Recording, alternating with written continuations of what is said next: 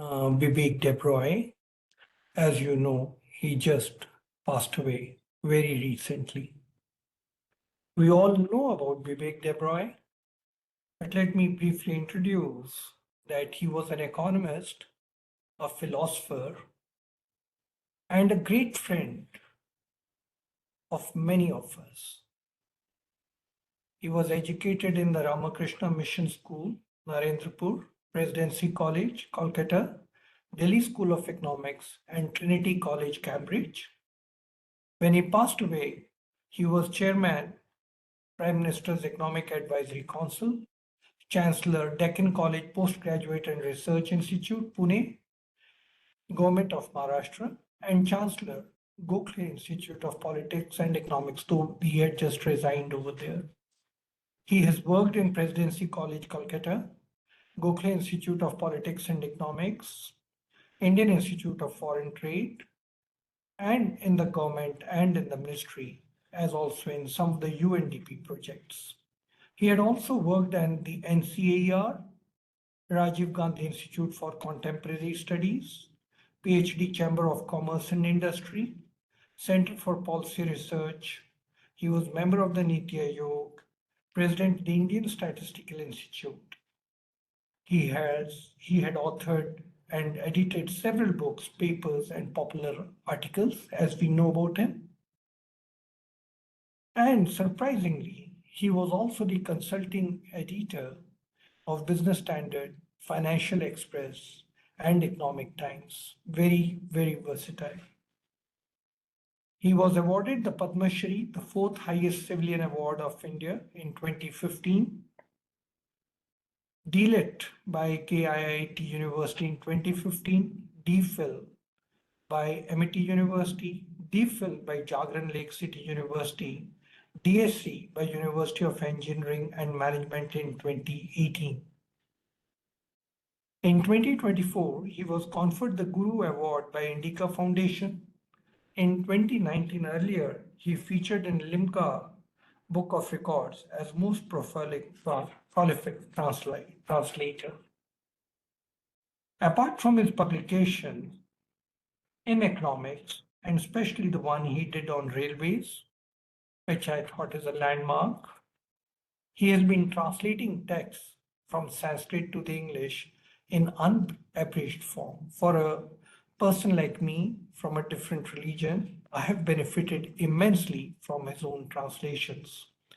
The first such translation was a translation of Bhagavad Gita in 2006. And then, of course, he did the 10 volumes in Mahabharata, which we all know.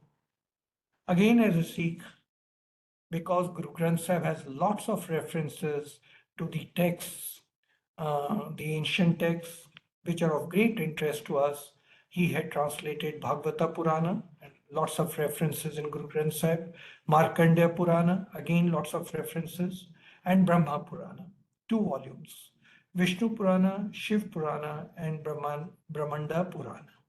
Some of his work has yet to be published.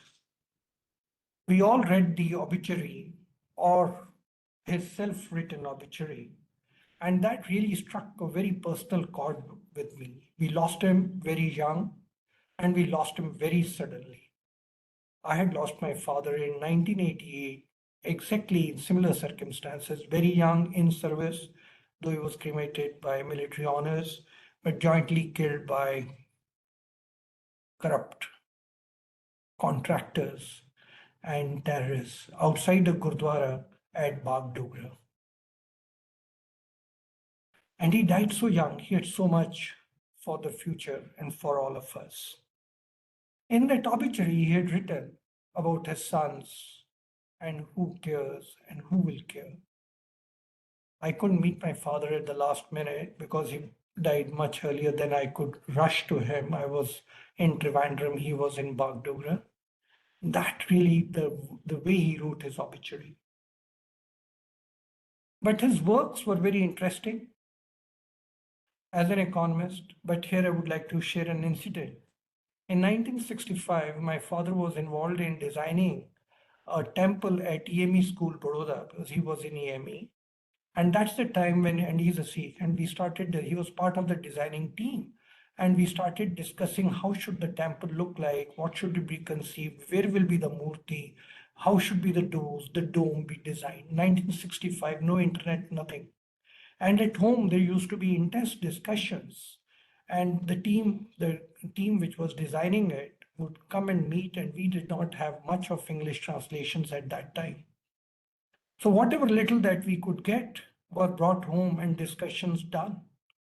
He was retained in Baroda for 6 years to complete the temple, and during those 6 years, lots of discussion would take place. So we would read whatever little English translations that would be there, and of course in the house the discussions will take place. In 1979, I was very unwell, and doctors gave up on me after 21 days in hospital. My father gave me Gita to read. In 2010 or so, I read the Gita by Bibek Debroy, the English translation. Very, very beautiful translation. That's what endeared me to him. I had known him for nearly 10 years, and as a friend and as a guide. All people who have interacted with him would tell you he was very, very kind, though not much older than me, but I think he was a great guide. With these brief opening remarks, I invite you to a minute's silence, and then we will open up for tributes from his various friends, from his students, his colleagues, many from across the country. With this, let's take a short break, a moment of silence, please, in his memory.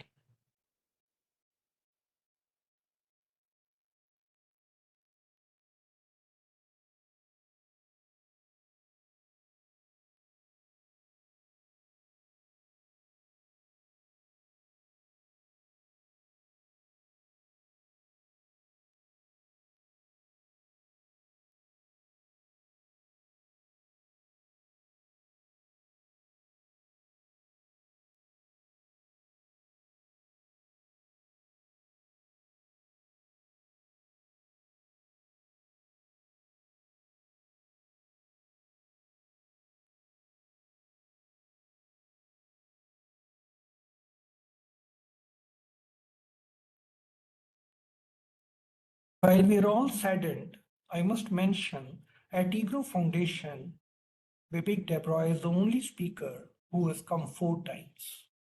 And whenever we approached him, he was always there, a good guide, as I already mentioned, a mentor, and very, very helpful. So EGROW Foundation owes a debt of gratitude to him. With this, I would now like to invite some of our friends for their tributes. I would like to start with Dr. Shamika Ravi. Namaskar. Thank you to the EGROW Foundation, and particularly you, Charan Singh ji, for organizing this gathering in memory of Vivek Da. You know, over the last many years, since I'd say my adult professional life, I've often wondered, about the saying that an unexamined life is not worth living. And few people personified this to their last breath as Bibek Da. In fact, this evening we have another gathering in his memory, and we're calling it Celebrations of his Life and Work. Partly because every time I think of him, I think of the immense contributions he has made. And in fact, the last conversation we had, which was around 42 hours before his passing, when I went to meet him, and we talked for over 2 hours. And eventually I had to leave his bedside thinking, this is getting exhausting for you as much as I enjoy talking to you, but I can see that you are having trouble breathing. But I could tell that he did not want me to leave. He didn't want, Mudit was with me as well, and he just loved chatting. And he said, how much do you care about toothpaste? And I said, well, as much as any other person. Toothpaste is a very innocuous day-to-day item. We don't really pay much attention to it.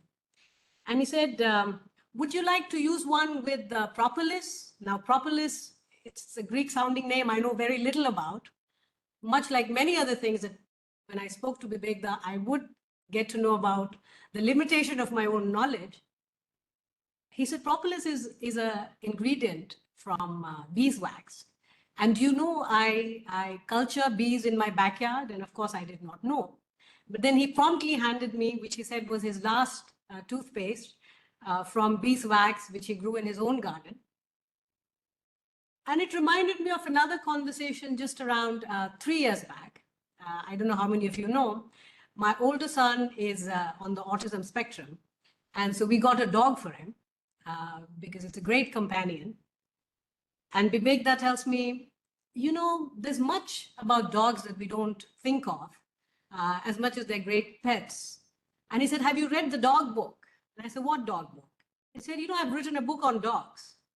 And, you know, to me, this was the wonder of conversing, having an elder, having a mentor and a guide, such as Bibek, that his interest, it was such an examined life in terms of his vast interest in everything around, and the extent to which he would pursue these interests would often surprise me.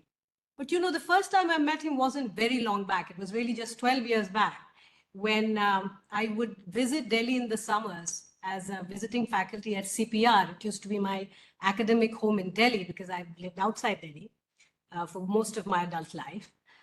And he would attend almost every seminar that I did there. He would ask very few questions, but he was the only one who never asked questions on methodology or the data. His questions would always be about the institutional arrangements which led to an outcome of whatever kind I was talking about, whether it was the EVM and its impact, whether it was democracy and looking at technology adoption, whether it was looking at gender, any aspect of development. His questions were mostly historical and institutional in nature.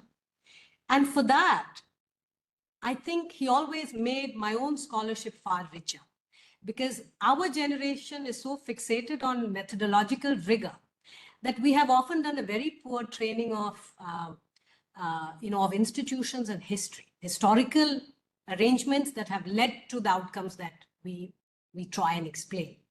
And that, I must say, over the last 12 years, in my keeping in touch with him, and more recently for the last 2 years as a direct, we were neighbors in Niti Aayog. Our offices are adjacent, but also before that, when I was a part-time member, as much as I valued him as an elder and a guide in the system, which, bureaucracy can be extremely heavy-handed and impersonal, there was an incredible lightness to being in this kind of an environment which he brought. And that really is of tremendous help.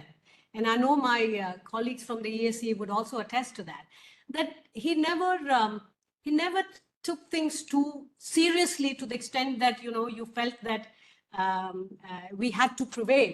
There were too many pressures around, and he often educated us on what the nature of arrangements within governments were, and how policy making is as much art as it is science, as we often focus on.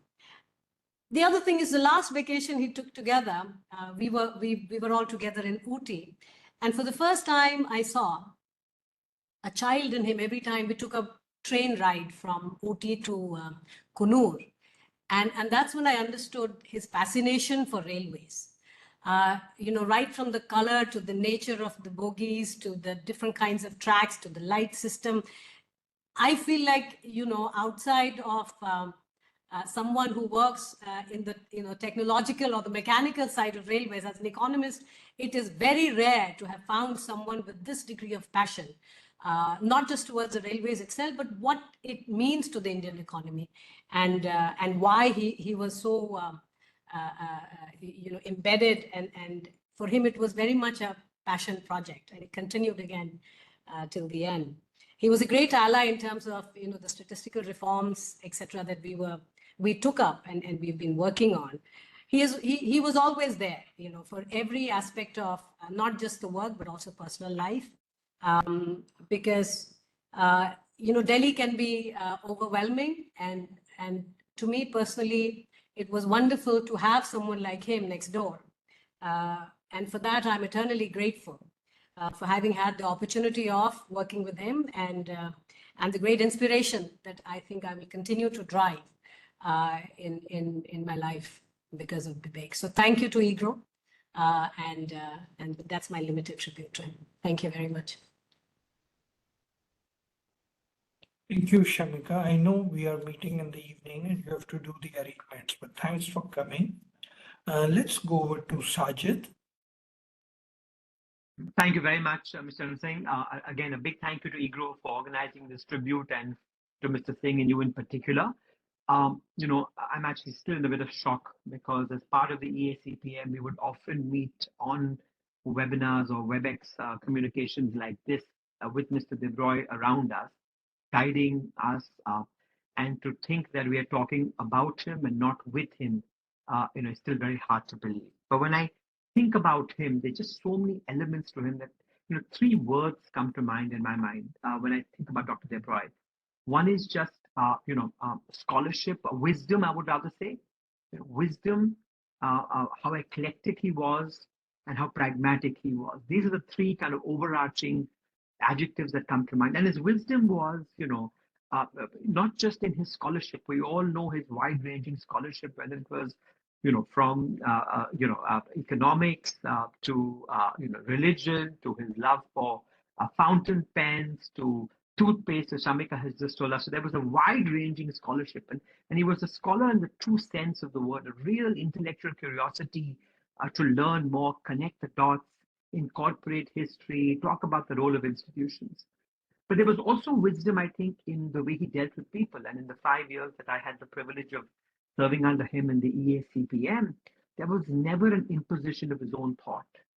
He was always a wonderful shepherd where he would incorporate all these different views, passionate views, and then had this very deft manner in which he would combine it, reminding us about the pragmatism that needed to, you know, drive some of these recommendations. So the wisdom was very apparent there, and the wisdom was, you know, in understanding what was important for human beings. You know, I'm not sure everyone knows, but a lot of my life in the last 20 years has been devoted to my younger brother who met with a terrible car accident in 2005. It was a life-changing event for him 19 years later, and for my parents. And, you know, without fail, every time Dr. Debroy reached out to me for something, his first question to me was, how is your brother? How are things in Pune? How are your parents? And that is the kind of wisdom I mean. That, you know, there was a pressing, urgent note that had been written for the PM or the PMO, but the first question was about how are things at home, recognizing what was really important to everyone. So I think, you know, it's hard to overstate both his wisdom. I think his eclectic nature, his multidisciplinary nature is for all to see.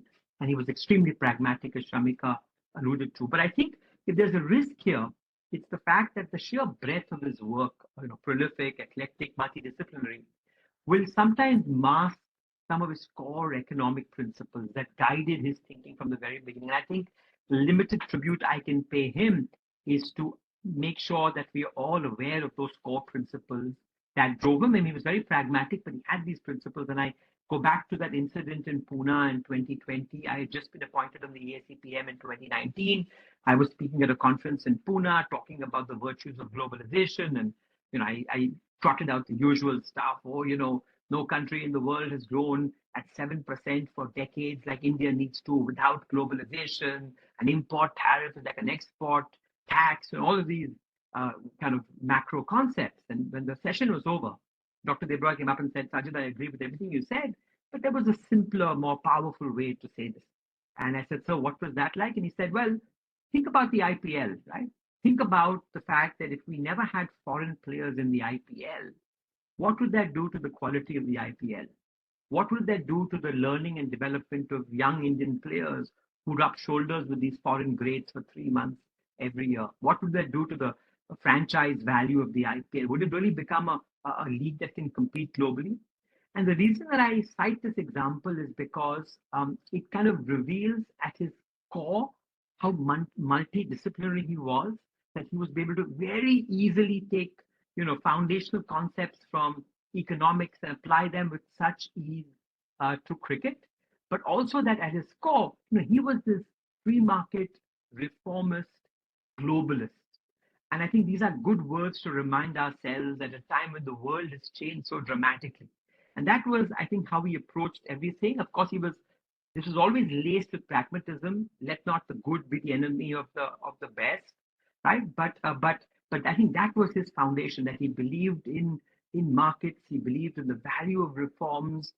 He believed in globalization. Now he was very pragmatic, and others on this call have reminded me that Dr. Debroy used to, from the EACPM, often talk about the very famous Keynes speech of 1933 on national self-sufficiency, right? And that there were occasions where countries should move away from globalization and take into account strategic considerations should take precedence. So again, these are just limited, small examples of how there were some core principles that drove him, and yet he was ever the pragmatic, understanding how to push some of these principles through government. I think also, worth saying that he thought in the long term. His conversation with me was like about the IPL, but the way he conducted himself on economic policy was like a test match player, believing very much in the virtues of, you play for the long term, patience, application. You don't be guided by sugar rushes. So whenever we spoke about growth, you notice he was always extremely conservative, sober about his assessments on growth. He always felt, if India could grow at 6.5 or 7% for the next 20 years, we'll be doing ourselves a much greater service, right? Than if we grew at 9 or 10%, and that ended up in tears 3 or 4 years later. So he was very much a proponent of macroeconomic stability, of trying to ensure that we don't overuse fiscal or monetary policy. So I know I've delved into some economic thinking here, because I know on this call there's going to be lots of personal anecdotes about the kind of human being he was.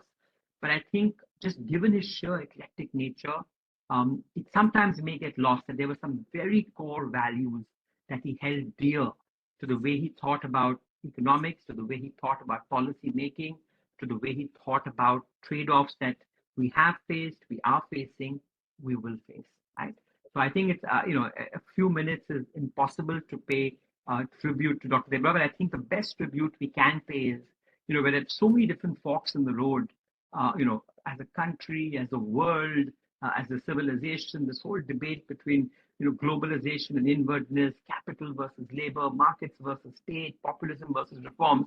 And I think, deploying the core economic thinking that he believed all his life in resolving these debates, I think can be the most befitting tribute that we can pay Dr. Bibek Debroy. Thank you, Mr. Singh. That's my limited contribution. I totally agree with you, Sajid. In 2019, when this issue came up of India's robustness of GDP, the way he contacted me, I'd written something on it, and the way he came out with that paper, which was a rejoinder to the paper from the previous CA and was in the Harvard University Kennedy School. Amazing, the gist and the enthusiasm that he had for the country and defending the data system up there. Very, very impressed. Let me move on to the next speaker then, Mr. Nilesh Shah. Thank you, Charanjit Singh ji, for giving me an opportunity to pay homage to Dr. Bibek Debroy. For bulk of my working career, I had read and listened to Dr. Debroy before meeting him. And I always found his articles very, very practical. As a market participants, as Sajid mentioned, it was talking in a language which most people can understand. It was talking in a manner which will convince most people. And obviously, when you keep on reading about a person, you build an impression in your mind. My first interaction with Dr. Debroy happened at Economic Advisory Council to the Prime Minister. Obviously, I was a bit nervous, and with a big smile, he ensured that all of us feel comfortable in the place. He always conducted meetings with openness, even when there were difference of opinion. There was a big smile to give confidence to share your opinion and also to figure out where there will be a common ground. Undoubtedly, we will always miss that big smile and that melting pot. The other interesting aspect of Dr. Debroy was the warmth with which visitors were meeting him. At ESC PM, we were inviting many subject experts, some from government, some of them from global arena. And yet each one of them was connected with Dr. Debroy. It was almost as if he was meeting them after meeting them yesterday. How he was able to connect with so many wide variety of people on different expertise, different subject matter was truly amazing. The other notable aspect of Dr. Debroy was he was able to bring conflicting opinions in a very, very concise manner to the middle ground. There were many things to do, but obviously we needed to put together in a manner which sounds convincing. And that art Dr. Bibek Debroy had got. He was able to get best out of the people within the timeline without anyone realizing the pressure. A colleague of mine had a hobby of collecting fountain pens, and I had no idea Dr. Debroy was also interested in fountain pen. And my colleague requested if I can arrange a meeting with Bibek Da. With a lot of anxiety, I broached that topic with Dr. Debroy and said my colleague would like to meet you when he is in Delhi. And he wholeheartedly agreed to it. Thereafter, he met my colleague with all the warmth, talked many nice things about me, and my colleague came truly impressed of meeting a gentleman who was expert on the subject matter of fountain pen. I could have never imagined person expert in Sanskrit, expert in economy, equally expert on fountain pens.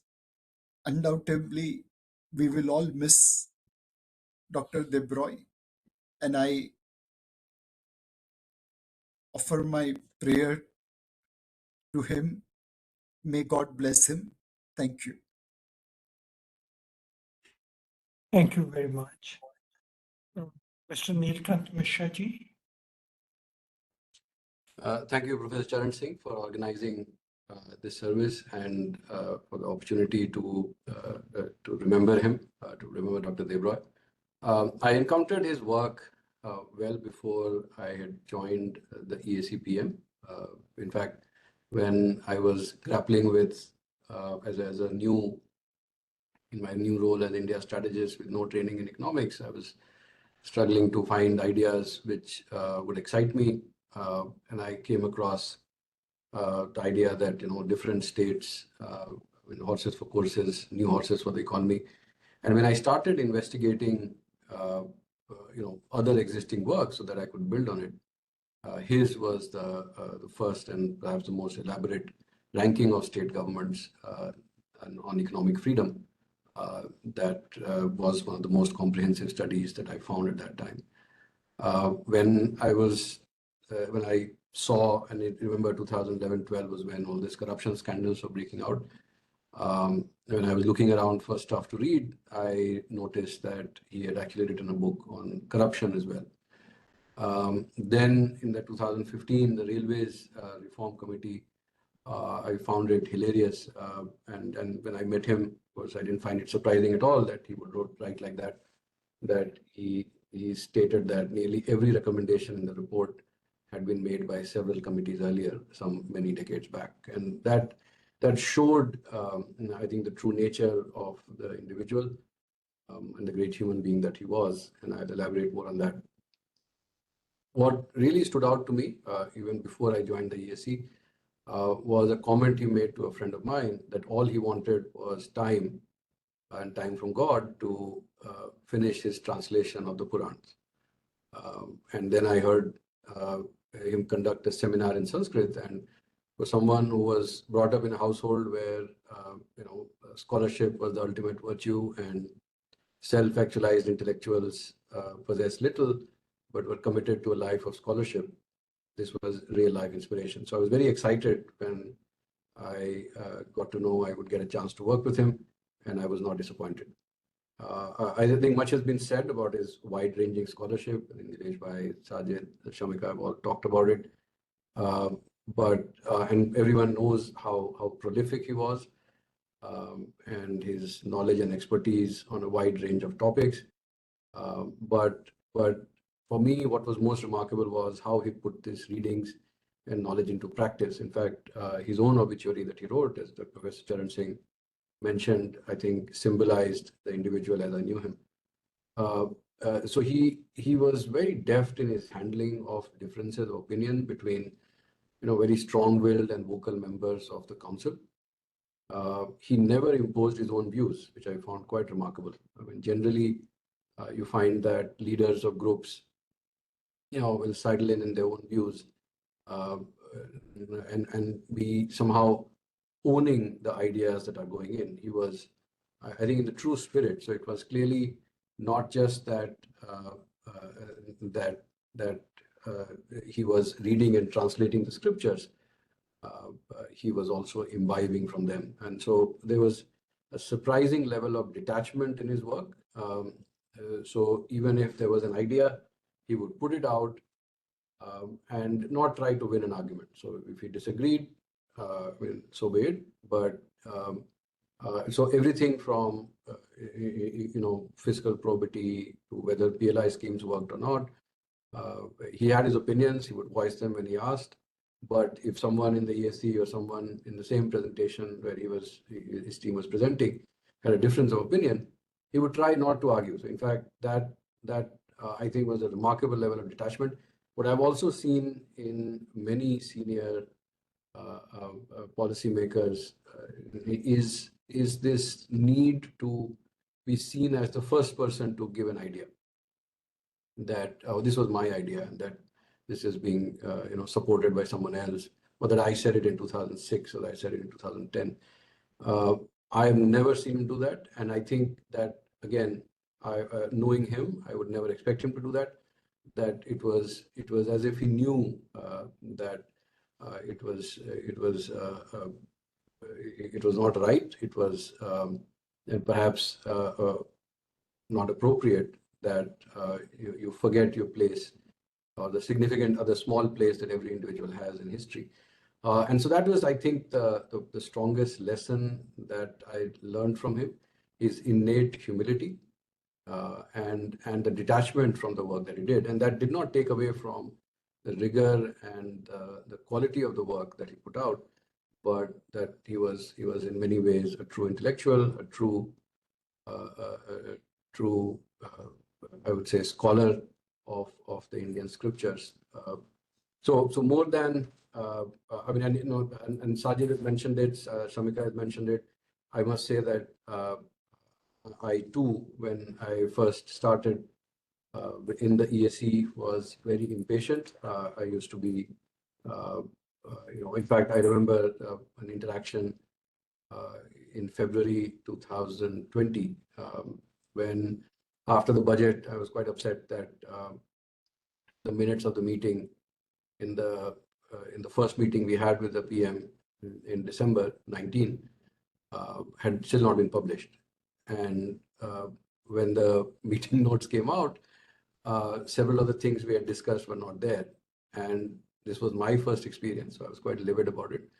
But the PM asked us to do this, so why is this not in the minutes? And he was remarkably candid, with a mild sense of humor. He calmed me down.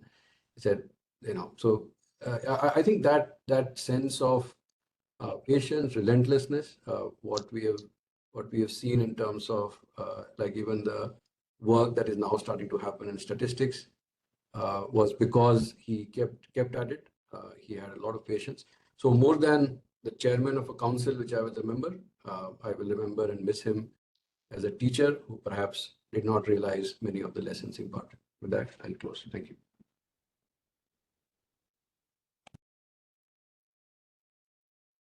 Thank you very much. Thank you.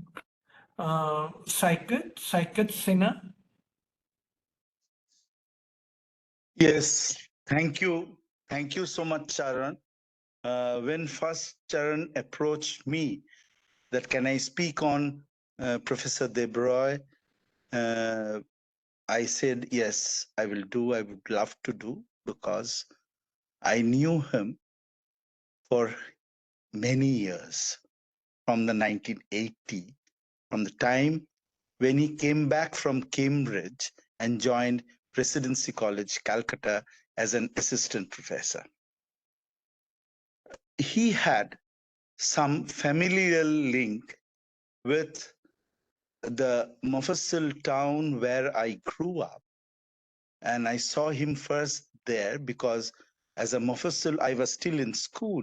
And as a Mufassil boy, I would look up at Bibek Da, as we used to call him, that a man who has come back from Cambridge and teaching in Calcutta. Now, he was an extremely humane person. He will come down to your level. I was a schoolboy who would chat with us. He will go around, and then as he gets familiar to me, he would say, what have you read recently? And this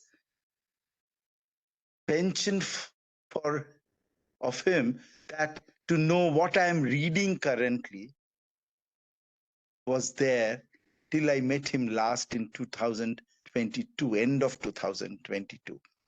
We met at India Habitat Center on the sidelines of a conference where he came to speak, and I was speaking at a later session.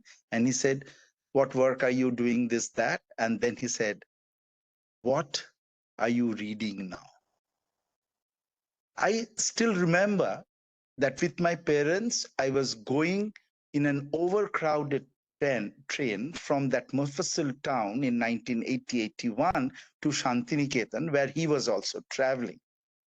And he didn't get a place to sit.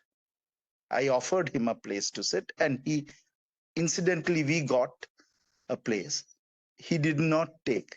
Whole way for 1 hour or 1 hour, 15 minutes, he was standing in one corner of the railway coach, and he was reading a book.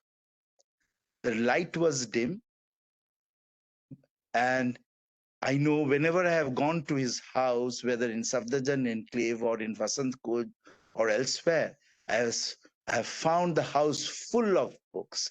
So he had varied interest, not only economics, not only economic policy making, but reading all kinds of books.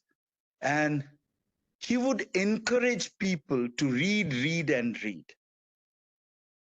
I'm not here to evaluate him as a policymaker or an economist, but I would say my personal feelings when I started doing my PhD in the early 1990s, I met him in Delhi. And he told me, what are you working on? I worked on trade. And he said that you should be careful about the data. And that urge to know the correct data was there with him till his end. And just now, the speaker before just talked about his love for the right data. And he said that I knew that he had a paper in the Foreign Trade Review. He was in the IIFT at that point of time. And he had a paper in Foreign Trade Review with Santanam on trade data-based concordance, because the classification has changed from SITC to HS. And he would say that it is better to go with the HS system because in the new trade regime in the 1990s, the HS system would work better but still the world at large would work on the SITC system. But that was a meticulous study, and I benefited significantly from that study, both in my MPhil thesis as well as my PhD thesis later on, and had a paper on India's trade database where I referred to that paper, which was published in 2001 in EPW, and I benefited a lot. Though my interactions with Bibek Da came down significantly as I left Delhi in 2005 to Jadavpur University, Kolkata, but occasionally I would meet him, and he said, Shoykot, you please send me whatever you write. I guarantee you that I will read it. And if I have any comments to make, I'll give you my comments. He might drop a single word or a sentence in email, but I kept sending him all whatever I had written, though they may not be of significant policy relevance, but he would say that I think you could have thought in this way, or he said that your argument here is very well taken, and he was excellent. He could see the arguments given out by somebody else and respected that. With one more incident, I would conclude. When I got my first job in Delhi at the Research and Information System for Developing Countries, where Dr. V.R. Panchmukhi was heading at that point of time, he asked me, why did you join RIS? Do you have any political leanings? I said, not that I know of. He said, you should not go to any place. That was his advice to me. You should not go to any place with a baggage. You should have a free mind to think and do your own work. Then he narrated to me a story. The initials of V.R. Panchmukhi is VRP. He said, do you know what VRP is synonymous to? I said, yeah, I have heard about it. He said, VRP is synonymous to ERP, effective rates of protection. And Dr. Panchmukhi had worked extensively before that on effective rates of protection. He said, you try to understand how he has worked on effective rates of protection. Though he was an out-and-out liberalizer at that point of time, a protagonist of liberalization, he said, there are certain values in the arguments people put out for a regulation, for a calculated way of liberalizing, and you should try to understand and imbibe that, and then put out your arguments. Don't put out your arguments out of the blue.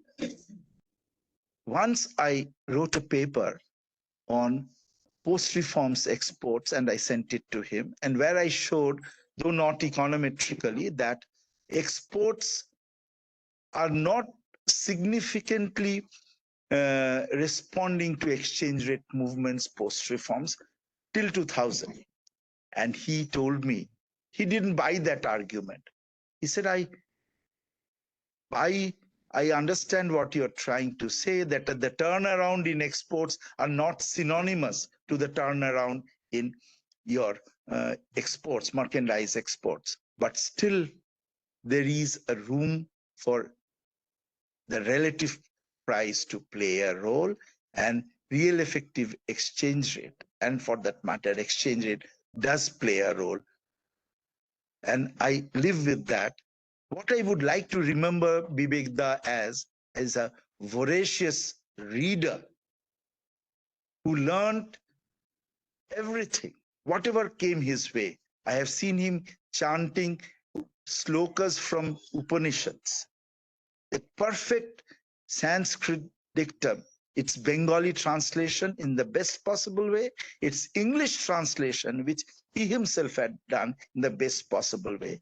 I would like to live with that memory of Bibek. Thank you very much. Thank you, Saket. You know, Professor Pachmukhi is in the audience. Yes, I know. I know. I'm going to invite him now to speak. Okay. Professor Pachmukhi, please.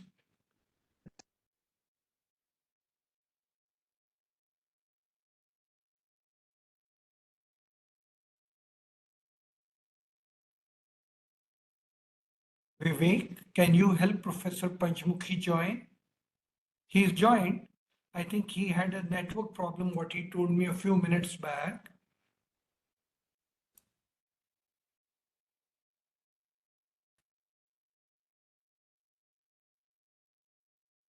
While Vivek is trying to get Professor Panchmukhi with us, I would then like to invite Hindul Singh Gupta. Unmute yourself. Oh, You are yeah. unmuted. Professor Panchmukhi, please go ahead. Sir, he is muted again. Yeah. Panchmukhi, Professor sir, you have to Panchmukhi, unmute. you have to unmute.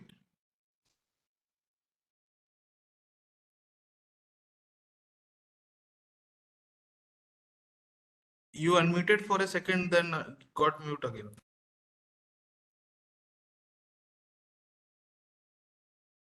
Vivek, call him on the phone and request him to unmute.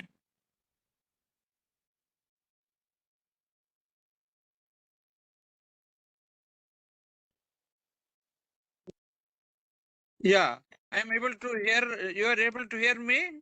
Yes, we can hear you. Yeah. Thank you. No, I'm sorry. I should not say. It is my pleasure to join the meeting because it is such a sad occasion that we are meeting. But to remember Vivek is a pleasure. And I don't know how I should start or pay tribute to him because it is such an untimely death, and I was shocked. When I got the news within a few seconds or a few minutes of his sad demise, I wrote, "What a no! What a God! What God! Oh God! What a news! I cannot believe it." How can we believe that a dynamic and kicking person would leave the world at the age of 69, and he had many more years to go. And I am really, I should say, puzzled as to how this has happened. Then I talked to Sachin. Sachin, a good colleague of mine during the RIS days. So also Saikat. I just joined the meeting when Saikat talking to me about VRP and ERP. I was amused. And Vivek was a person of that kind. He had both humor and seriousness and rigor of analytical methods and analytical ways of looking at everything. And then Sachin told me that he was unwell for some time, and suddenly it deteriorated the morning and he expired. The kind of very, very touching letter which the Honorable Prime Minister has written is a testimony to his popularity, to his personality as an endearing person and as a rigorous person. And I have known him for several years, but I don't say that I had come in close contact with him except through writings and correspondences and so on. But I had a great admiration for his love for Sanskrit and economics, I should say, like me. And recent times, I have written a marathon mammoth book called Kali Yuga Kalpataru, sort of a treatise on Sanatana Dharma, the life story of the saint philosopher of 17th century, Raghavendra Swamigalu. And where I am staying now, the Samadhi of Raghavendra Swamigalu is in Mantralayam in Andhra Pradesh. And I am almost spending my, what should I say, Vanaprastha here. And I was very keen to get a forward from the Honorable Prime Minister, because he is such a staunch believer, practitioner, and missionary on promoting Sanatana Dharma. We have got such a unique Prime Minister after several years. We had many leaders of the country who not only not cared for Sanatana Dharma, but who were bent upon destroying it forever. In the last 200, 300 years, we have lost touch with Sanskrit, lost touch with the rich literature of the past, which contains not only the philosophical tenets, but also ways of life, the philosophy of life, and the ethics of life. And such a rich treasure of knowledge was being killed gradually by our so-called leaders. I don't want to name anybody or talk in a political way, but that is what the most unfortunate thing that is happening. And in recent times, our Honorable Prime Minister Narendra Modi ji has been protecting, fostering, and resurrecting the greatness of our rich heritage of knowledge and culture. It's a fact. This is a book on sort of Sanatana Dharma in the form of the life story of a saint philosopher. And I wanted, I first thought that it is impossible. I'm aiming at something big. But after somebody said, I think it was Sachin who suggested I could contact Bibek. And I knew Vivek's interest in the dual systems. One is the Upanishads, the Smritis, the Puranas, Bhagavad Gita, Sanskrit, and so on.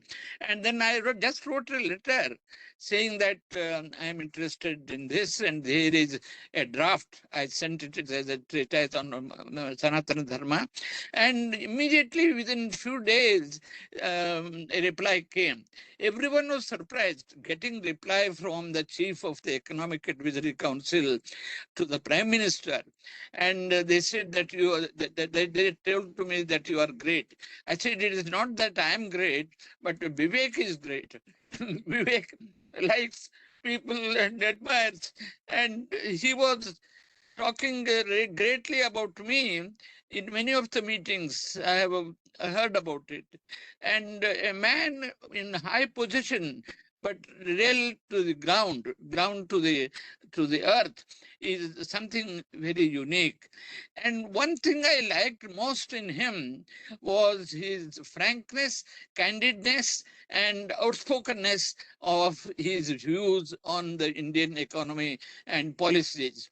Whenever he used to speak, I think about 2-3 years ago, we invited him in the Econometric Society's conference, of which I am the chairman of the Indian Econometric Society Trust, to deliver some lecture or inaugural address or valedictory address, I don't remember. But his speech was so candid, and I had not heard him for a long time, since a long time. But I congratulated him for his very candid and outspoken speech. A man with clarity of thoughts, both analytical rigor and details about the grassroots level economics.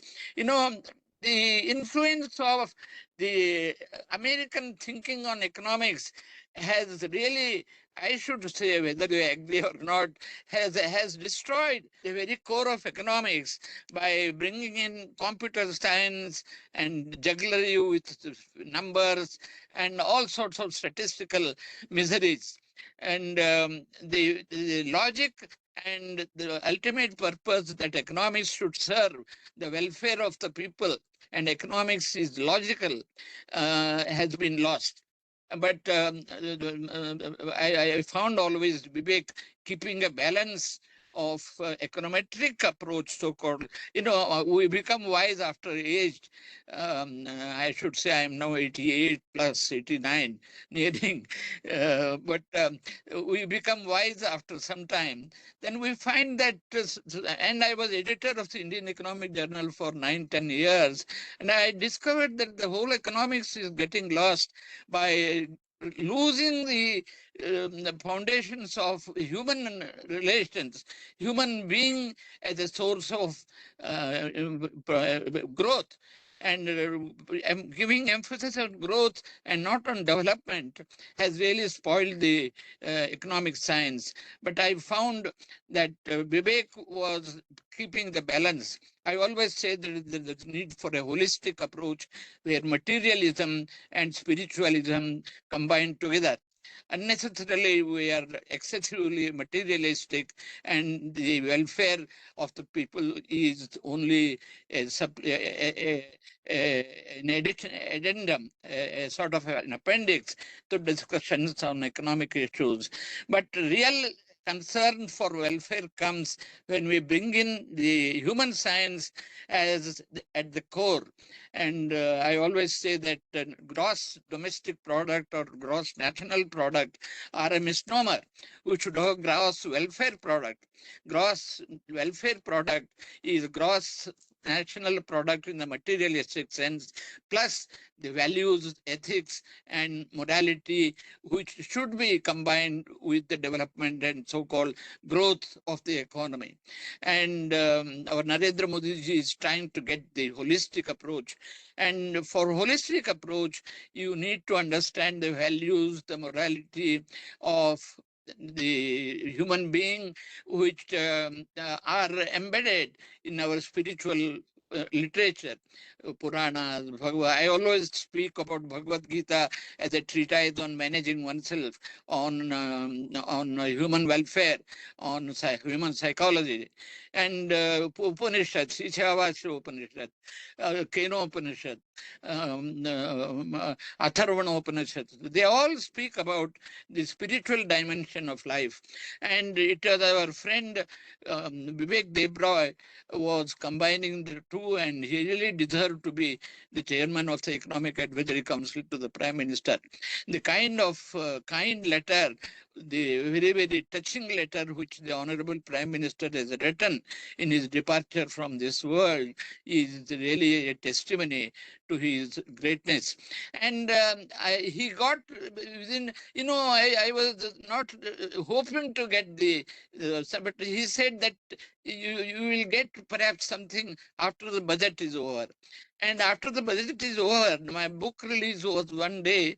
Previous night, somebody telephoned to me from Prime Minister's office that you will get at 11:30 a PDF file of the foreword. I was shocked. And then, all this time, when we had the occasion to correspond with each other, our friend Bibek Debroy started writing in Sanskrit. I was amazed. He started writing to me in Sanskrit. And I also started replying to him in Sanskrit. And such a lover of Sanskrit, Indian tradition, Indian knowledge heritage, I should say. Tradition always is misunderstood as rituals and casteism or whatever it is. But he always stood for values and ethics and morality and spiritual dimensions of life. And it is a big loss to the professional community and those who aspire, who desire to have a new approach to economic science. And I pray, Lord, to keep him. He must have desired to have him near him. That is why he has taken it away. But for us, it's a big loss. It is a great loss. And the kind of him are very rare, rare species. I pray his soul should rest in peace. And I would not say that he would have permanent bliss and permanent peace. Let him be reborn as a similar entity in life, to resurrect and make the tree of holistic approach of life, holistic approach to development to be revived and make it grow like anything. And I hope he comes back to life, and we may not be able to work with him hereafter. But I congratulate EGROW Foundation, our friend Charan Singh, for doing a unique service in remembering the different personalities, the different aspects of personality of Bibek Debroy. I thank him. I thank everybody else. Sometimes we forget the names after some time, but and also I saw the list of the invitees who are attending. I thank all of them. So I should not end up by saying that it's a pleasure. I would end up by saying we feel sad for the occasion. Thank you, Charan Singh, for giving me the opportunity. I hope I have done some justice, though belated, and joined the group finally. Thank you, thank you, thank you, thank you. Professor Panchmukhi, that's very kind of you to have shared the personal anecdotes that you have had experienced with him. We all have such rich experiences with him. Can I now invite Hindol Sen Gupta?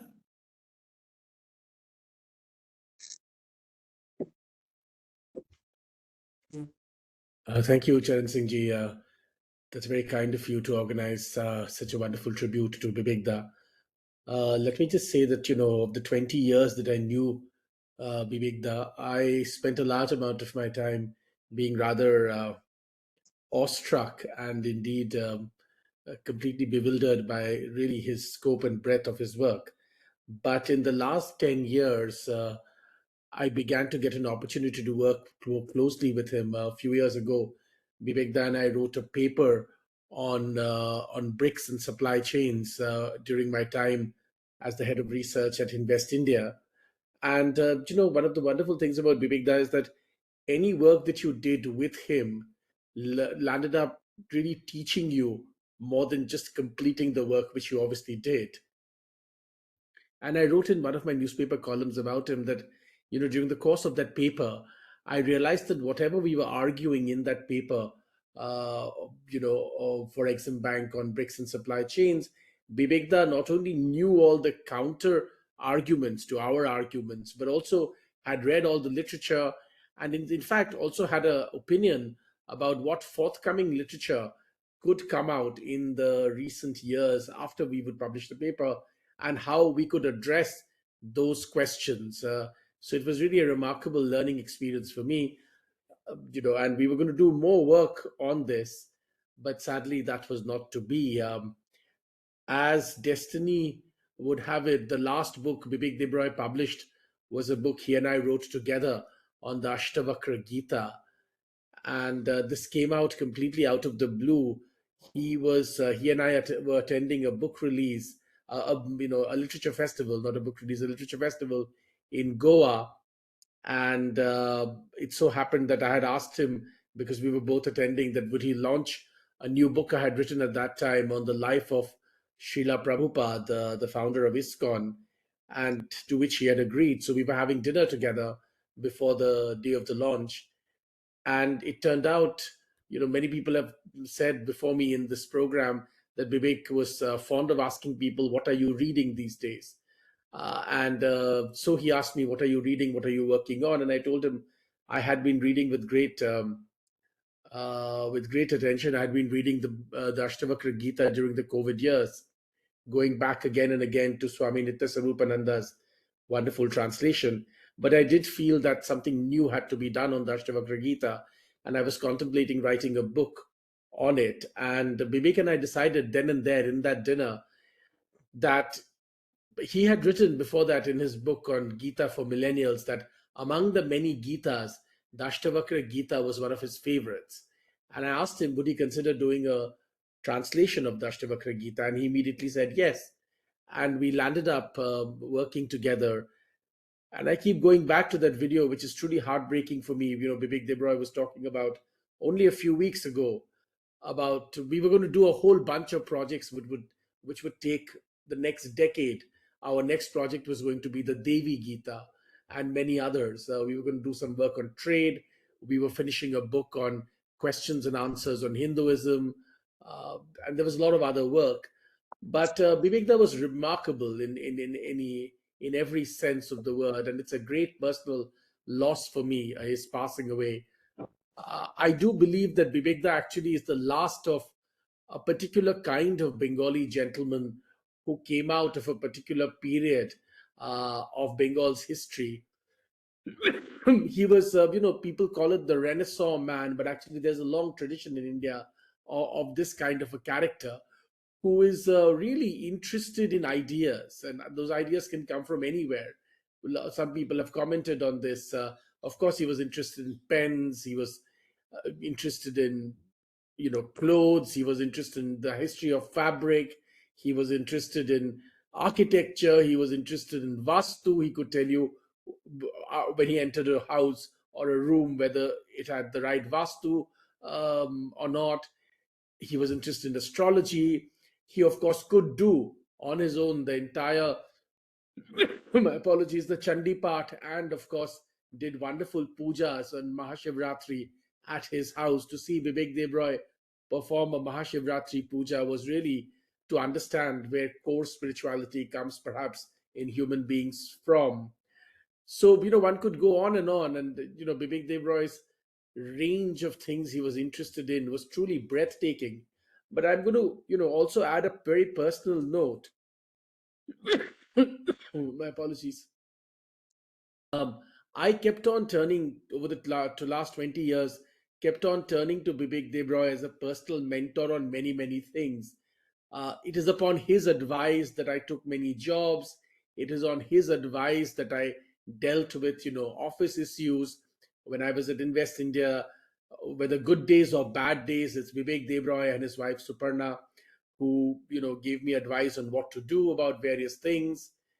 It was really a familial relationship. He had an opinion on everything, including who I should marry. And it was quite incredible that even there, Bibek Debroy knew the history of the mantras used for Indian weddings, Hindu weddings, and their nuances and where they came from. Histories I don't think most people would ever know, apart from, of course, the fact that Vivek Debroy knew them. And therefore, I really felt that I had lost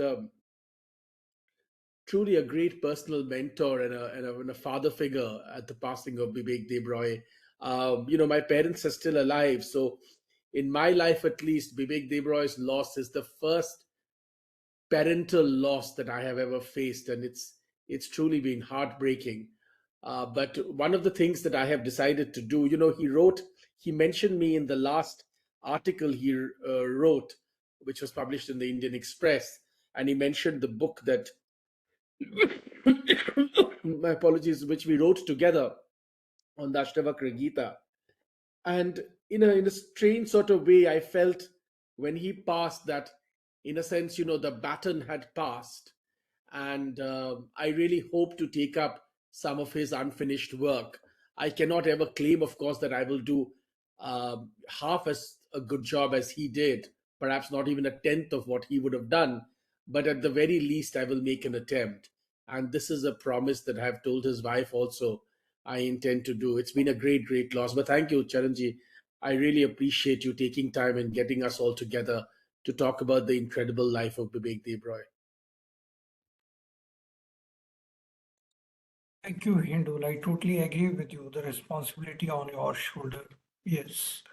And I agree with you. The way he conducted, even I was at my age reminded of my father and all that. So I totally agree. His style was so warm and beautiful. Let me move on to Sachin now. Sachin Chaturvedi.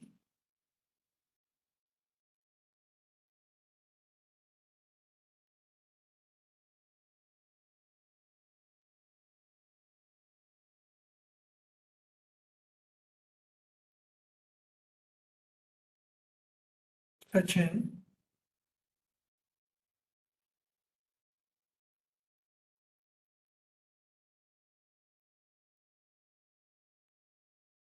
I just saw him and I think he is disconnected. Okay, I know he was traveling. Let's then go to Yashwant Deshmukh. धन्यवाद चरण जी। उम्मीद कर रहा हूं आपको मेरी आवाज आ रही होगी। जी, मैं हिंडोल या आप सबकी तरह से इतना भाग्यशाली नहीं हूं कि जिसको इतना ज्यादा काम करने का मौका और सानिध्य का मौका मिला विविधता का। पिछले कुछ सालों में जरूर हम लोगों ने साथ में काम किया, लेकिन इस मामले में मैं अपने आप को भाग्यशाली मानता हूं कि एक साधारण भारतीय होने के नाते विवेकदा का जो काम था और जिस तरीके से उन्होंने एक व्यापक समाज को छुआ, मुझे लगता है कि वो बहुत कम लोग कर पाते हैं। विवेकदा हर मायने में सरस्वती पुत्र थे, हर मायने में सरस्वती पुत्र थे, अन्वेषक थे, एक ऋषि तुल्य जिसे आप कह सकते हैं, उस तरीके की उनकी सादगी भी थी और सीखने की लगातार लालसा भी थी। मुझे लगता है कि शायद आप सारे लोग अभी भी उस व्यक्तिगत दुख से निकल नहीं पाए हैं जो कि आपने उनके इतने पास में रहने के कारण महसूस किया है। लेकिन अगर एक सेकंड के लिए भी आप उसको कोने कीजिएगा तो आप पाएंगे कि उससे ज्यादा बड़ा दुख आपको इस बात का होगा कि दरअसल भारत ने क्या खोया है। अभी तक लोगों को अंदाजा नहीं लग पा रहा है कि हमने क्या खोया है विवेकदा के जाने से। मुझे नहीं लगता कि आधुनिक भारत से मेरा तात्पर्य यह है कि पिछले 80 के दशक के बाद, 91 के इकोनॉमी के खुलने के बाद से जो आधुनिक भारत का गठन हुआ, किसी और चिंतक ने, किसी और अर्थशास्त्री ने, किसी और भारत के मानस को, उसके चैतन्य को समझने वाले किसी व्यक्ति ने इतना ज्यादा काम एक जीवन में किया जितना विवेकदा ने किया। लगता नहीं, मैं गलत भी हो सकता हूं, और उस लिहाज से मैं कम से कम एक सामान्य भारतीय की ओर से मैं ये कह सकता हूं कि जो नुकसान उनके जाने से हुआ है वो अभी हम लोग समझ नहीं पा रहे हैं, समय लगेगा। और ये हम लोग को, जिसे कहते हैं ना, एक हमारे पूरब में शब्द होता है टीसना, टीसती है चीज, जो पुरानी कोई चीज घाव रह रहे के टीसता है। हम लोग को आने वाले समय में कई बार विवेकदा की कमी अखरेगी, टीसेगी, जब जब हमको लगेगा कि अरे अगर वो इस समय होते तो शायद इस पे बहुत जबरदस्त उन्होंने काम किया होता। ये अभी आने वाले समय में हमें लगे। सुतनु अगर होंगे तो वो ज्यादा बेहतर बता पाएंगे पिछले कुछ सालों में उनके साथ में हमने जो काम किया। लेकिन दो तीन चीजें जो बहुत स्पष्ट था, एक तो डेटा को लेकर के उनका जो आग्रह, दुराग्रह शब्द का प्रयोग नहीं करूंगा क्योंकि वो आग्रह था और जबरदस्त आग्रह था कि डेटा अच्छा या बुरा या कड़वा या मीठा नहीं होता, डेटा डेटा होता है और जैसा डेटा है वैसा उसको आना चाहिए, उसको निकलना चाहिए।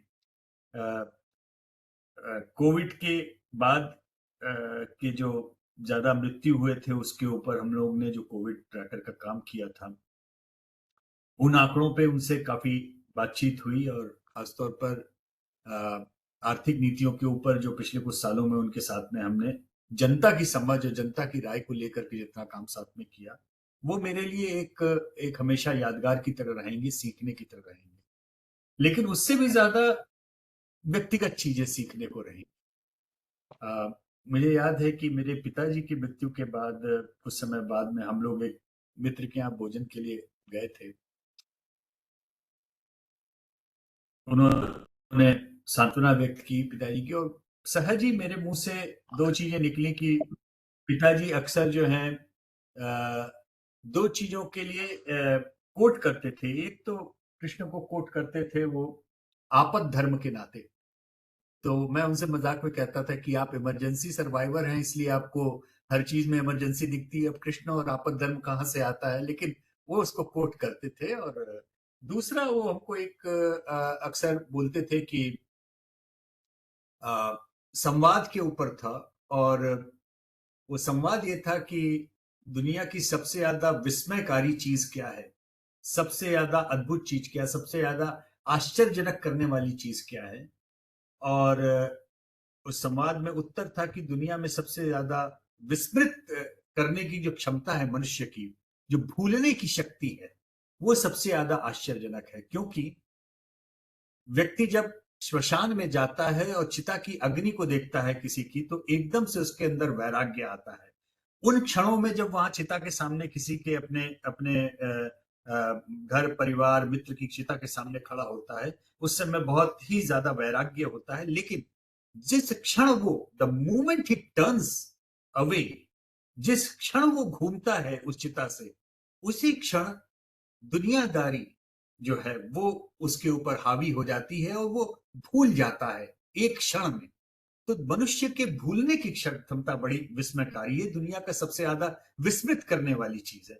और मैंने उनसे कहा कि मैं खोजता रहा लेकिन मुझे ये चीज गीता में नहीं मिली। मतलब मैंने विवेकदा को बोला कि पिताजी मेरे कहते थे, और ये आप यकीन नहीं करेंगे चरण जी कि विदाउट इवन फ्रैक्शन सेकंड बोले नहीं नहीं ये गीता में नहीं मिलेगी, ये पांडव गीता में। और मुझे ये पता ही नहीं था कि पांडव गीता नाम की भी कोई चीज होती है। I still have to figure it out, I still have to figure a copy of that because I wanted those shlokas to be, because my dad used to tell me this all the time about upper dharma and also about the wonder that the human that the humans have is to forget, to move on, to get on with the life. अगर वो माया भी है तो भी ठीक है, लेकिन भूलने में क्षम है। और फिर उस दिन जब मैं इंडियन एक्सप्रेस में विवेकदा का वो अपने स्वयं लिखा हुआ अंतिम ऑर्बिट वाला लेख पढ़ रहा था, और मुझे एकदम पढ़ते पढ़ते अपना कन्वर्सेशन उनके साथ में याद आया कि उस पे कि लोग कितना याद रखेंगे, लोग कितनी दुनिया आगे बढ़ जाएगी, कितने लोग याद रखेंगे। अंत में घूम फिर के आपके जीवन साथी के अलावा कौन ऐसा है जिसके जीवन में आपका वास्तव में ऐसा स्थान हो जो आपको बहुत लंबे समय तक याद रखे। उन्होंने तो बल्कि लिखा कितने हफ्ते कितने दिन, how many days people are gonna remember. और ऐसा लगा कि जैसे मेरे पिताजी की वो वाली लाइन को उन्होंने पूरा एक्सप्लेन करते हुए लिखा उस अपने अंतिम कॉलम में, जो खुद की उन्होंने एक तरह से ऑर्बिट लिखी। और I went through my own personal experience, जैसे भी हिंडोल ने कहा कि पिता के खोने का जैसे उसको दुख हुआ, एक मुझे लगता है कि मुझे और मेरे से पता नहीं कितने लोगों को लगेगा कि उनके घर का कोई बड़ा व्यक्ति चला गया, जिसके कहने या जिसके सुनने या जिसके किसी भी चीज को पढ़ने से आपको वैसा ही एहसास होता था जैसे घर का कोई बड़ा आपको साधारण भाषा में बहुत बड़ी चीज समझा रहा हो। तो काम के नाते और अपने व्यक्तिगत संबंधों के नाते जो दुख है वो अपनी जगह है, लेकिन एक देश ने आज की तारीख का एक जो ऋषि खोया है वो दुख अलग है। वो हमें आने वाले बहुत लंबे समय तक वो दुख सालेगा, उसकी भरपाई नहीं की जा सकती। शब्दों के साथ में मैं अपनी विनम्र श्रद्धांजलि। Thank you very much for sharing your thoughts. Professor Sachin. Thank you. Thanks, Professor Charan Singh ji. Thanks for getting all of us together for such pious cause. As Professor Panchmukhi very rightly said, we are remembering, and we are also trying to figure out in what different ways academics and policy researchers can contribute. So the contours, the spectrum, the bandwidth within which we all can contribute is humanly, as Yashwantji was just now saying, is immense, and that potential among all of us is huge. I think much has already been said. I would confine myself to only three dimensions of his personality, which I think qualify him as a great professional. If you keep aside his current position that was there with him, but I think as a researcher, as a policy researcher, RIS is something that is recognized with international trade and India's international engagement. So his affiliation with the Indian Institute of Foreign Trade, IIFT, was something that we were coming across in different spheres all the time, and our paths were crossing very frequently. Though there was in terms of our conceptual approaches, RIS largely was on the middle path, and this middle path on economic reforms was also in terms of what kind of sequencing is required in economic reform. So there's a beautiful paper that Dr. Panchmukhi at some point articulated after economic reforms process was when India embarked on that journey.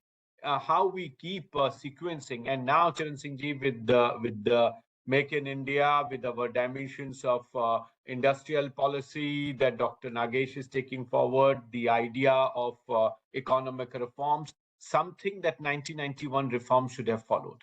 And it was on this subject I very often used to discuss with him, and as you can imagine, at two different poles.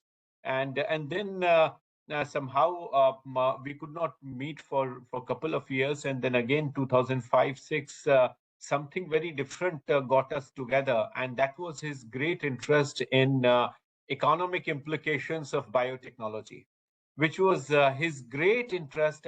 He did short pieces on this, and GM crops became his huge fascination, particularly given the kind of agricultural imperatives these technologies bring in. And I was somebody who was working on this for long. So again, our paths crossed, and we again worked together from 5 to 9. Lot of interactions happened.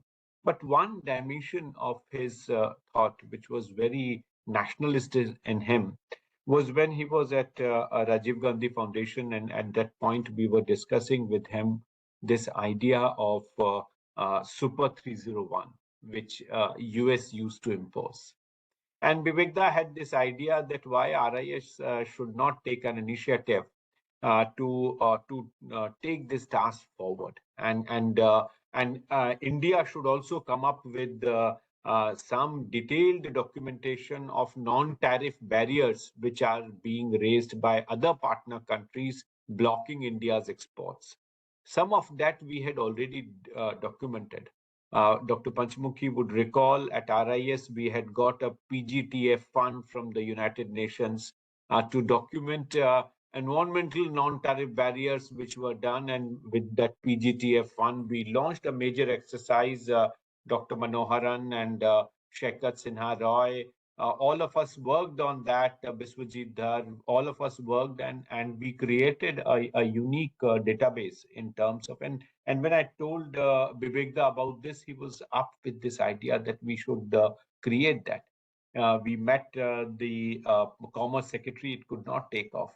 Much later, when our current Finance Minister, Honorable Nirmala Sitharaman, when she first joined the cabinet in 2014, she was given trade portfolio, and she was in Ministry of Commerce. So we met her and we discussed with her. Idea was further taken forward in terms of India having some sort of this task. Somehow it remained in government papers and files, and we could not take that up. But that was one idea he had in mind. It was surprising. Sometime in April this year, Charan Singh ji, when we invited him to RIS, he came to RIS and had a full faculty interaction with all my colleagues. And at that point, he told us that there are 3 things RIS should work on. And one was this idea of anti-TB documentation and creating a situation where India can exercise Super 301, putting sanctions against countries that are coming up violative of international trade laws. Second, he said, was to bring in detail greater perspectives on free trade agreements. And he was saying that, as you might have seen, RIS took a very different position on RCEP than many others. So somehow our middle path became extreme right when people started going completely in opposite direction on FTAs. Because RIS largely followed the framework of rule-based trade order. And from that perspective, FTAs and FTA advancements, a lot of empirical presentations we made in terms of RCEP and in terms of other trade agreements. So his idea was that RIS should continue that work. And third was to connect trade with socio and environmental issues. So these three dimensions he mentioned, and he was very keen that once the government is formed, the PMEAC should sign an agreement with RIS. And you would not believe, even when he was in hospital, he was following it up with his office. I was getting messages from his office to get that signed. We lined up the new foreign secretary. First, there was one Ambassador Quatra, so he changed. Missouri came in. The dates were being finalized. But then when he was in hospital, he one day called me and said, don't wait for these formalities, just sign it. And it so happened that just before he left us, I think 4 days before this MOU between PM's Economic Advisory Council and RIS was signed. And without any sort of fanfare, our idea was to have Foreign Secretary and Bibek Debroy to sign this agreement, but it happened. But these three areas that he highlighted, they reflect and they go deeper. I can speak for much longer on these issues, but I think given the kind of time constraint that we have, I would confine to that. And whatever we heard from everyone, Hindol was explaining his personal sort of experience. We heard just now Yashwanji.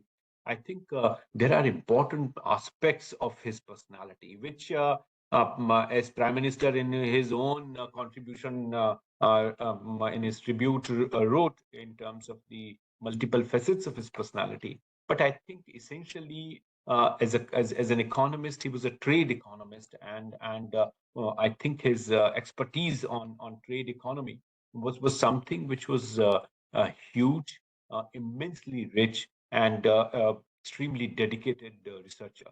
So I would stop here and pay my tributes to him. Thank you. Thank you so much. Thank you. I know Sutanu Guru is busy, so he's not message he said is he's struggling with time, I understand. Sutanu, any chance you are here? So not connected, okay. Now, I also want to check if Professor Vikas Chitre is here.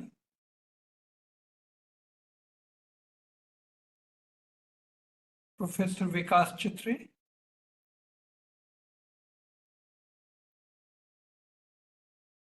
Okay, I think he's okay. Let me go then to Professor Ajit Ranade. Dr. Charan Singh, and thank you for organizing this. You can hear my audio, right? Just confirming. Yes, yes. I'll just take a few minutes and I'll just relate since everybody has given a personal anecdote. First of all, thank you for getting the people who are on this seminar itself shows the diverse set of people that Bibek Debroy was able to touch the lives of and interact. I knew him for more than 25 years, I think. So I'm just going to relate 2 or 3 things that come to my mind. Of course, before I relate those 2 or 3 things, it goes without saying that his strongest trait was being spashta vakta. You know, he did not hesitate to say what was in his mind. Sometimes it used to be somewhat harsh, and I wouldn't say that he didn't care how it affected the listener, because people who knew him well or were close to him or maybe friends knew that he meant well. As they say that speak the truth, speak the pleasant, try not to speak the unpleasant truth. But I think Bibek would say sometimes even though the truth is bitter, the truth cures. So therefore we need to hear the bitter truth. So there are various incidents in his life where we have seen that trait, and he's also kind of sometimes some big occasions in his life were looked at that time impulsive decisions, but he had his own reasons. So I'm going to just relate 2 or 3 things, Dr. Charan Singh. Number one is we used to be on the board of India Today Economists together. This is something that the India Today guys used to put out every quarter or every 6 months. And the editor was handling that the special issues. used to, this would be a long drawn discussion which used to be condensed into an article or a special article. So Bibek's point was always, hey, this is what we're discussing, but here's the headline for you. Here's the catch line. So what struck me was he knew that this discussion was detailed and sometimes boring. Economists tend to sometimes use too much technical stuff. But he knew what this whole thing was about. He knew that the objective was to get India Today a good copy, then they could sell the magazine. So it always struck with me that he had a tongue-in-cheek, of course. For example, if you're talking about the fiscal deficit, let's say, is India facing a slipped fisc? A wordplay on slipped disc. So this was somewhat impish sense of humor, but also what struck me was that he knew that this discussion roundtable is not necessarily only going to be converted into a serious document. We need to be aware how to break it down in simple words for the reader and to have catchy headlines. That's an episode from a long time ago. More recently, when I became the chancellor of Gokhale Institute, so when I met him, he said, look, Ajit, we have known each other for a long time, we are friends, but this is the first time you're going to work for me. I'm your boss. So I'm very particular about time and punctuality. It so happened that on that occasion, my Uber driver got all mixed up and I ended up being 15 minutes late. So he made it a point to tell me, any other person would have taken it that it's a very harsh and unkind comment. I'm coming all the way from Pune to meet you. But I could sense that he wanted to impress upon me that he was very, very particular about being punctual. And I took that, I took that in a very positive way, because you see, even his harsh words, if you knew him well, had the softness and some amount of caring. But of course, this was evident only to people who knew him well for a long time. And my last comment would be, and I would urge all the people on this call, and I put it in the comment section, that really much of what we talked about, some of the comments were about his incredible amount of prolific work he did in broadly the Sanskrit, translating the Sanskrit texts, the epics, Mahabharata, Ramayana, I think 2 or 3 translations of the Bhagavad Gita, the Puranas. So here I had made him I had made him promise me that he would give a talk not on economics, but how an economist turned to the epics. And indeed, he redeemed his promise last year. So there was a fantastic talk he gave at Gokhale Institute. So I put the YouTube link of that. And it was a great talk because it is not really, it was about his own journey. Even though technically he came from Cambridge and joined presidency on a temporary job, his first real job after coming back to India was Gokhale Institute. And by the twist of fate, 40 years, he came back to Gokhale Institute as its chancellor. So he was really quite happy to come back, and he told us the story from the beginning. So we will miss him, of course. It's too young an age to go. He might have burned the candle on both sides. I mean, he worked very hard, but he left an incredible amount of output for us to digest and think about, to contemplate. And I think the people are saying, what is a great tribute to him? I think let's remember his, at least for me, his stickler for being very punctual, his stickler for great details. He was he used to remember the minutest of details, whether it's Sanskrit epics or even the clauses and sub-clauses of laws. And, so I think that would be a tribute to a man of detail. And thirdly, of course, the greatest thing, that unafraid to speak clearly and fearlessly, bluntly at times.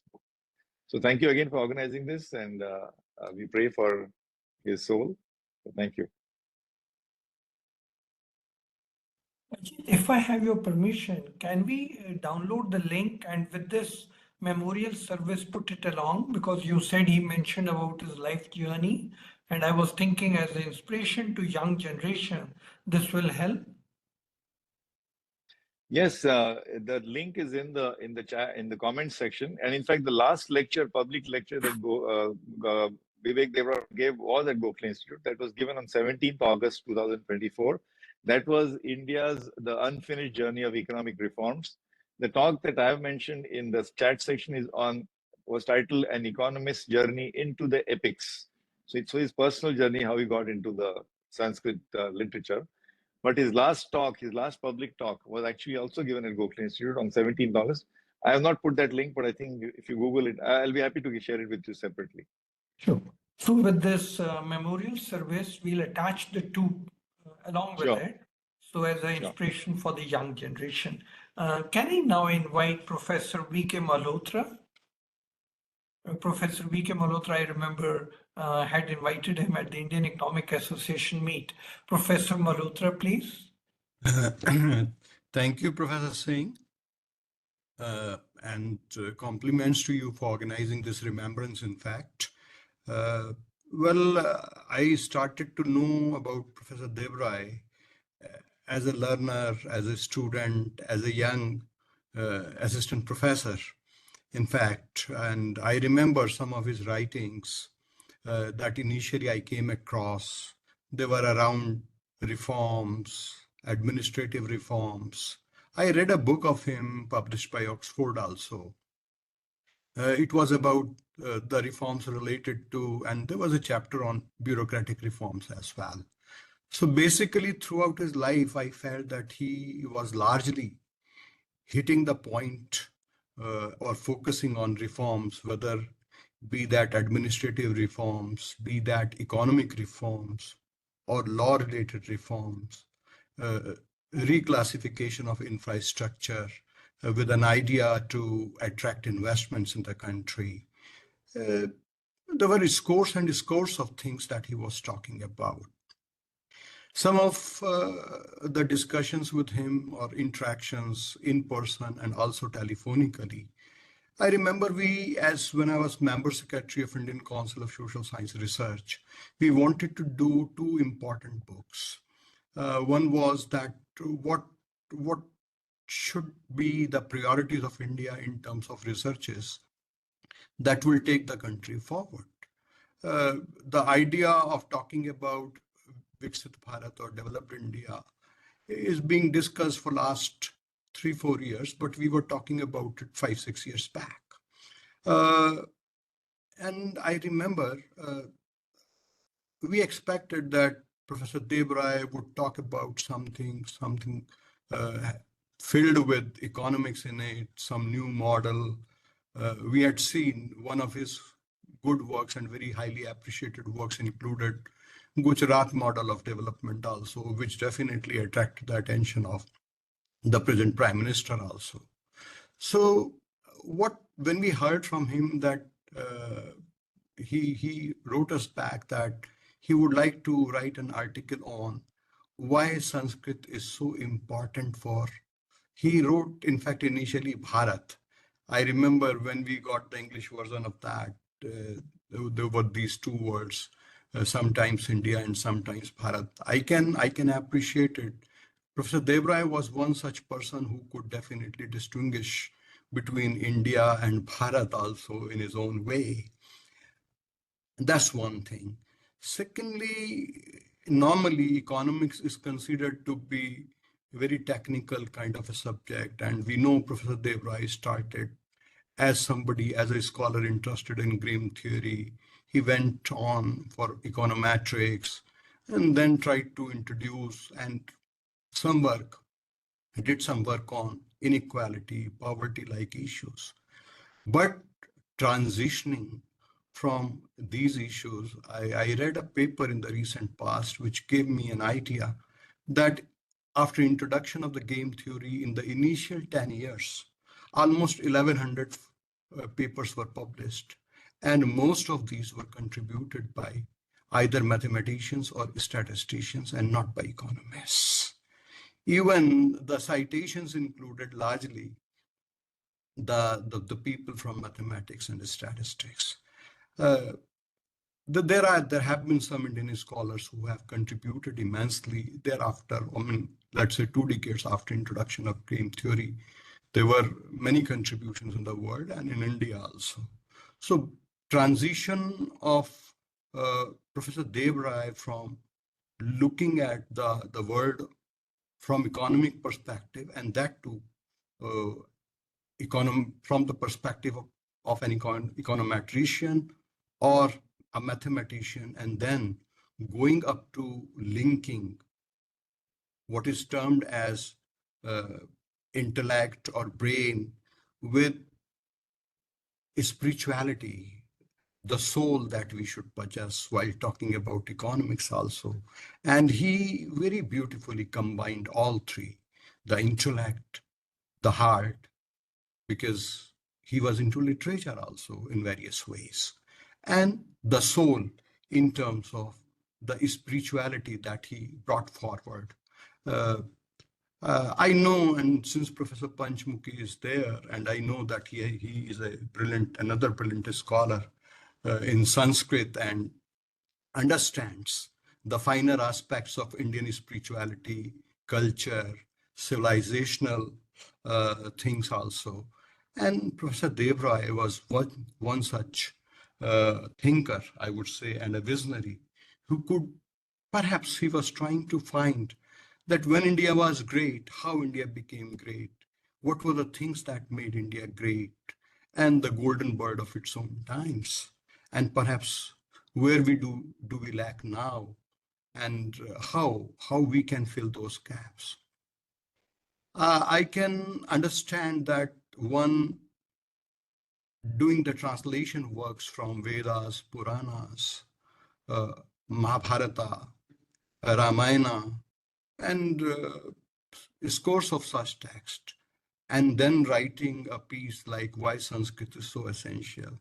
When I visited different parts of the world, I had a strong realization. There are many languages in the world which have been inspired by Sanskrit. I think these things were at the heart and in the soul of Professor Debroy. He wanted to perhaps say something through that. He was a big bridge between the world of economics and the world of spirituality and culture. And that is why we could see his works in history, culture, philosophy. I mean, quite a big and diverse area. So, I mean, I was listening to other, say, thinkers here, and most of them, they were definitely somewhere inspired, somewhere, let's say, influenced by his thinking in different and diverse areas. So the magnitude of understanding that he possessed, the kind of details that he used to go into, there were some very personal and strong interactions with him. Right.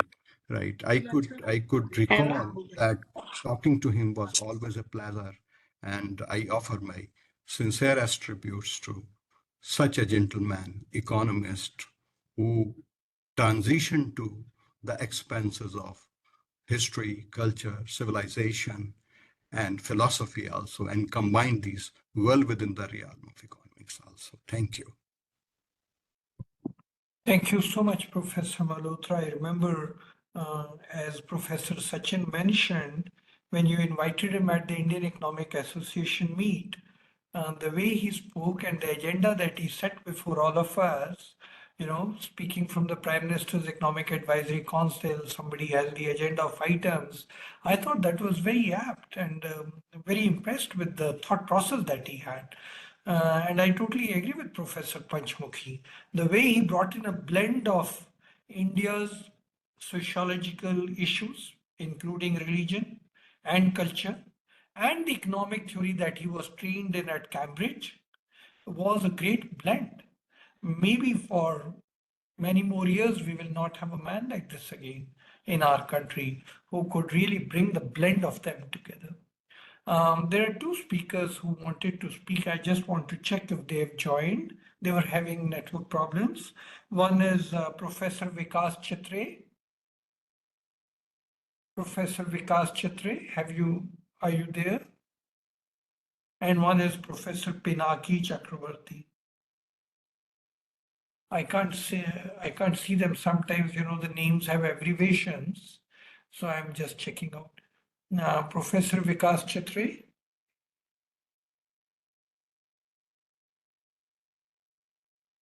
And Professor Pinaki. So I think there is probably a technical hitch at that end. Let me then come to the conclusion.